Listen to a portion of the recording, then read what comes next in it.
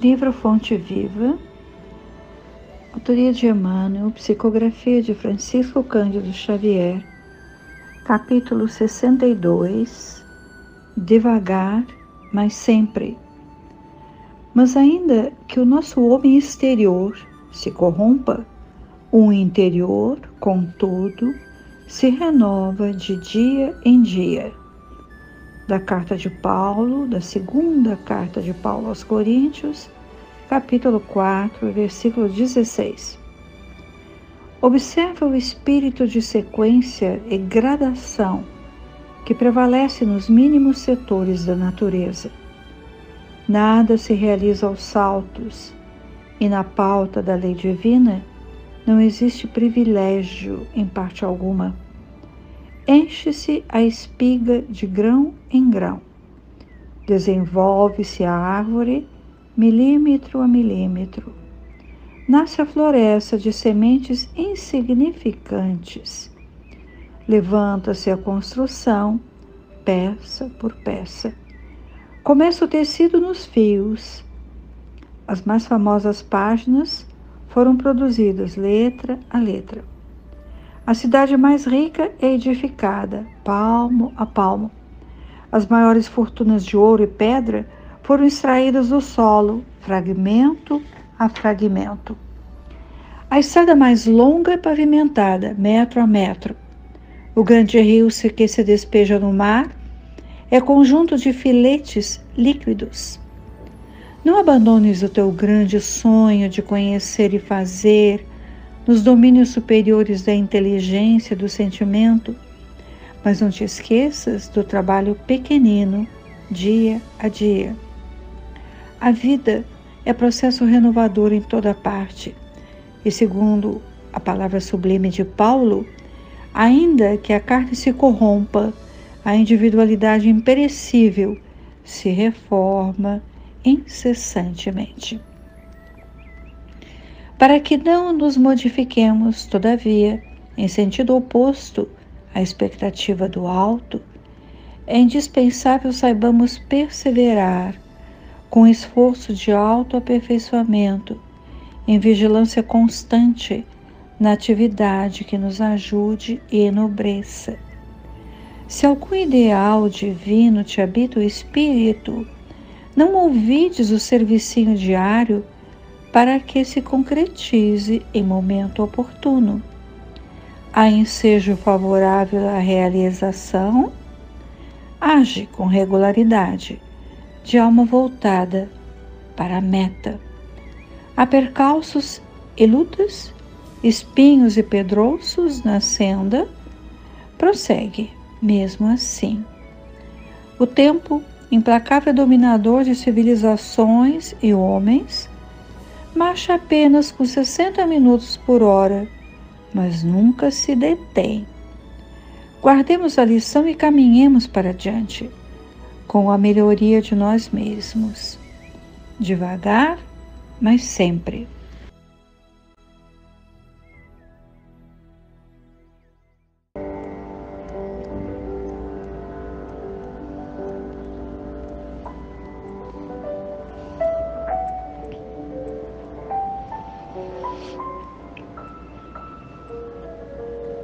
Que o nosso pensamento elevado, nessa hora, seja o pensamento de gratidão.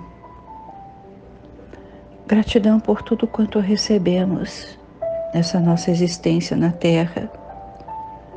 A orientação que recebemos de encarnados queridos, tanto quanto daqueles que nos rodeiam, da espiritualidade.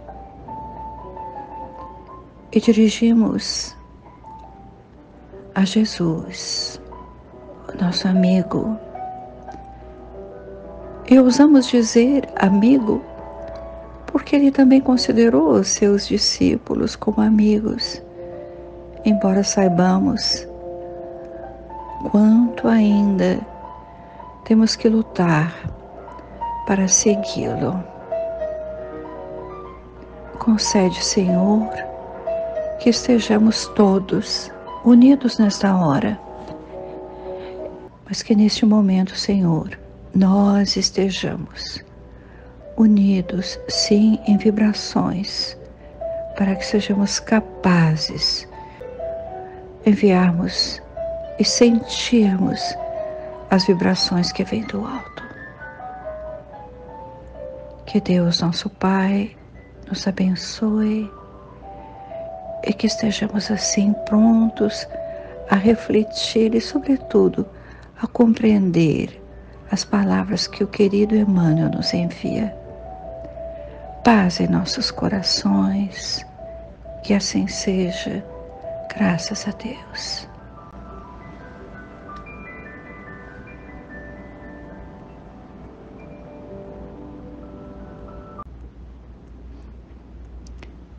Penso que compreendemos que Paulo era um espírito já preparado para estender, para difundir a Boa Nova no mundo conhecido de então.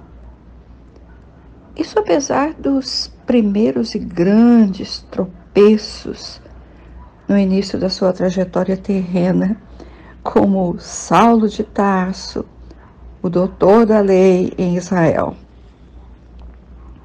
Mesmo assim, é de surpreender que em poucos anos ele reverteu a direção das suas ideias religiosas e é capaz de dizer então aos coríntios: mas ainda que o nosso homem exterior se corrompa, o interior, contudo, se renova de dia em dia, assim como vimos na epígrafe. Como era a concepção de corpo e espírito dos judeus no tempo de Paulo?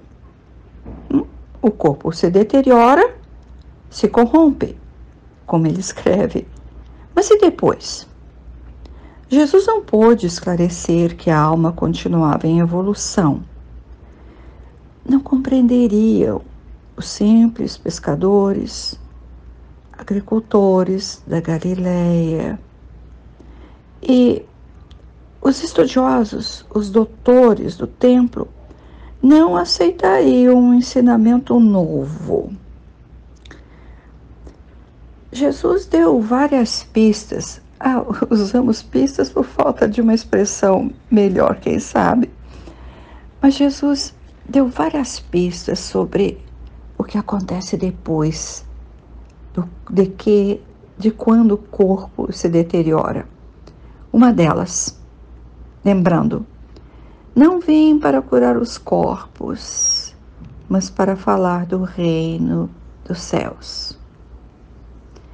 Ele nem disse, vim para curar o espírito doente, que adoece o corpo material. É certo que antes do Cristo, espíritos precursores do entendimento que viria, falavam, como por exemplo Sócrates e Platão, que a alma é imortal. Ensinavam até a palingênese, que na nossa língua significa reencarnação. Os discípulos da tese socrática entendiam. E os iletrados daquele tempo? Os analfabetos? Outro exemplo. Os egípcios, alguns que sofreram na terra, porque foram expulsos, exilados de Capela, eles conheciam a imortalidade do espírito, mas o conhecimento era restrito aos sacerdotes, aos templos. O conhecimento estava enclausurado nos documentos de uma elite estudiosa, mais avançada. E assim temos muitos outros exemplos, sempre confinados a um reduto de inteligência filosófica. Não caberia na mente do povo analfabeto e ignorante. Paulo fala tranquilamente aos coríntios do corpo perecível e do interior que se renova, de dia em dia. Ele escreve aos coríntios de algum lugar da Macedônia, talvez Filipos ou Tessalônica, na terceira viagem. Isso conforme a nossa Márcia Nésia notou nas suas viagens pelos tempos e lugares de Paulo. A cidade de Corinto, que acalentava as lembranças mais sensíveis de Paulo, porque Abigail, Gesiel, ali estiveram e viveram. A cidade merecia de Paulo extensas cartas, às vezes com reprovações, admoestações, outras vezes esclarecedoras, até para os nossos dias. É nessa segunda carta que encontramos versículos já bem conhecidos e ouvidos por nós. Em tudo somos atribulados, mas não angustiados, perplexos, mas não desanimados, perseguidos, mas não desamparados, abatidos, mas não destruídos. Ensinamentos e estímulo de Paulo à comunidade daquela cidade que se transformara em centro marítimo, influenciada por povos tantos que por ela transitavam. Era um berço grego, o berço dos grandes sábios, dos apóstolos precursores do Cristo, e que eram moralizados, porque o Evangelho do Cristo já estava em seus espíritos. Mas o conhecimento e o ensinamento deles foram esquecidos. É porque foi sempre mais fácil viver no transitório, no corpo que se corrompe, do que preparar o espírito para voos mais altos.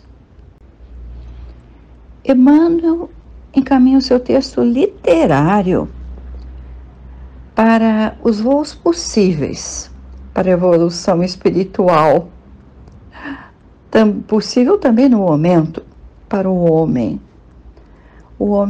ainda perdido e em voos errantes, continuando com os voos. Emmanuel também é consolador. Quando refletimos na gradação lenta, na sequência em tudo da natureza, como ele diz, grão a grão na espiga, a floresta que se inicia em sementes insignificantes, assim como no trabalho material dos homens, as edificações e construções se fazem peça por peça, o tecido, fio a fio. Até o ensinamento de Emmanuel nos é oferecido e formado letra a letra, para que assimilemos. Encantou-me a sábia consideração de Emmanuel. O tempo, implacável dominador de civilizações e homens. E nós diríamos, pensando nessa consideração, o tempo não destrói o que foi útil. É passível de construir no futuro, mas o tempo domina a insensatez, o personalismo doentio, para que na marcha dos minutos, sem detença, cheguemos a campos evolutivos necessários às nossas almas. E, devagar, mas sempre,